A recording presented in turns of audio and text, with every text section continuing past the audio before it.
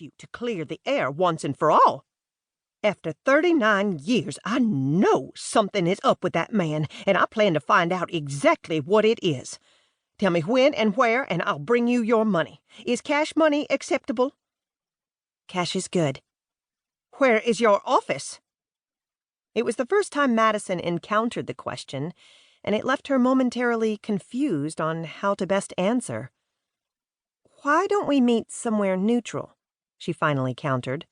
Good idea. Don't want to tip our hand that I've hired you. We'll meet out in public, and I'll say I just wanted to shake the hand of the woman who single-handedly got Don Wynn out of prison. Chief de Cordova might have some argument about that, Madison protested.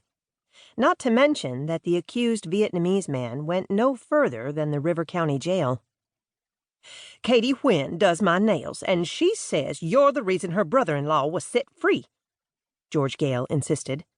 The chief of police was satisfied to let him take the blame for killing Ronnie Gleason, but you saw differently. You're worth every penny you charge, Katie and Lucy say.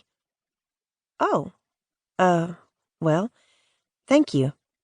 Madison frowned at the odd compliment. In truth, she charged a very modest hourly rate, but Lucy Wynn insisted on paying her $1,000, and now it seemed George Gale Burton was prepared to do the same. Who was she to argue? Even though her new client couldn't see her, Madison shrugged. Why don't we meet at New Beginnings Cafe? I'm free today afternoon. 2 o'clock, then. Yes, that sounds fine. Get a table and I'll find you. And Mrs. Reynolds? Yes. I really wouldn't kill anyone, you know. Madison slid into a booth at New Beginnings a few minutes before 2. There were only a handful of other customers scattered throughout the old building, but she chose a booth in the far corner to ensure privacy. Shrugging out of her sweater, she tossed it on the seat beside her and waved to her best friend, who stood behind the bakery display. All the food served at the cafe was delicious, but the bakery items were undoubtedly the best. After years of living away, Genesis came back to Naomi last summer and opened the restaurant with money she inherited from a previous employer. She revamped the old building so that it was a pleasant mix of old and new, created a menu every bit as eclectic, and dedicated one special corner to her love of baking.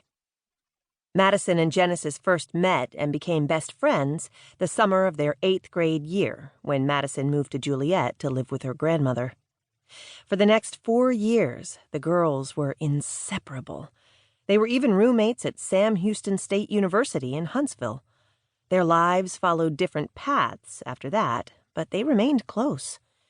Genesis took a break in traditional study and went to France to learn to be a pastry chef, while Madison stayed and earned her degree. As Genesis began a career that took her to exciting places and exclusive events, Madison met Grayson Reynolds and began a family. They both lived out their own personal version of a fairy tale life, until Madison's marriage began to fall apart 2 years ago. Last November, the rest of her world crumbled when Gray was killed in an automobile accident, and she discovered they were flat broke. She had little choice but to pack up her 15-year-old twins and move back home to Juliet. They were living with Granny Bert again, but she was trying to get back on her feet with her new business venture. Genesis came forward with a small plate of cookies and placed it in front of Madison. "Compliments of the house. Maybe it'll sweeten your deal." When she grinned, charming dimples appeared in both cheeks. "Thanks, Jenny." Madison gazed out the window beside her, which overlooked the parking spaces. "I don't even know what George Gale Burton looks like." "Oh, about my size or a little larger. Shorter than you, maybe as tall as me. Short, reddish blonde hair she wears in tight curls. Like her personality, her makeup is usually pretty dramatic."